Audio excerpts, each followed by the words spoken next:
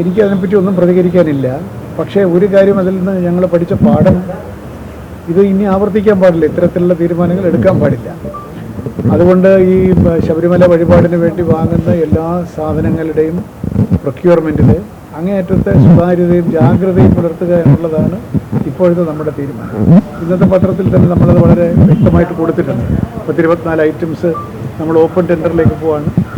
ഇന്നത്തെ ബോർഡ് ഈ ടെൻഡർ നടപടികൾ കുറച്ചും കൂടി സുതാര്യതവും മത്സരാധിഷ്ഠിതവുമാക്കാനുള്ള ചില ഗൈഡ് ലൈൻസ് കൂടെ ഇന്ന് തീരുമാനിക്കും. പ്രത്യേകിച്ച് കുത്തക ലേലങ്ങളെ സംബന്ധിച്ച്. കുത്തക ലേലം ചെയ്തിട്ടില്ല, നമ്മളത് ചെയ്യാൻ പോകുന്നേ ഉള്ളൂ.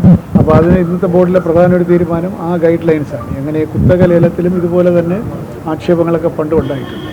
ഏതായാലും ഈ ശർക്കര, നെയ്യ്, ജീരകം, ചുക്ക് തുടങ്ങിയ ഒരുപാട് സാധനങ്ങൾ വാങ്ങുന്നുണ്ടല്ലോ. ഇന്നത്തെ പത്രത്തിൽ ഞാൻ പരസ്യമുണ്ട്, 24 ഐറ്റംസ് വാങ്ങും. അത് ഏറ്റവും സുതാര്യമായിട്ട് വാങ്ങാനുള്ള എല്ലാ നടപടികളും, പ്രത്യേകിച്ച് ഇവിടെ ആളുകൾ വരരുത്, എല്ലാം ഓൺലൈനിലുള്ള എൻക്വയറിയെ പാടുള്ളൂ തുടങ്ങി ആ നടപടിക്രമങ്ങൾ, ഈ ടെൻഡറിൻ്റെ എല്ലാ നടപടിക്രമങ്ങളും പാലിച്ചുകൊണ്ട് ചില വേണ്ടാത്ത കീഴ്വഴക്കങ്ങൾ ഉണ്ടായിരുന്നെങ്കിൽ അതിനെയൊക്കെ കണ്ടെത്തി ഇല്ലായ്മ ചെയ്തുകൊണ്ട് ഞങ്ങൾ മുമ്പോട്ട് പോവുകയാണ്.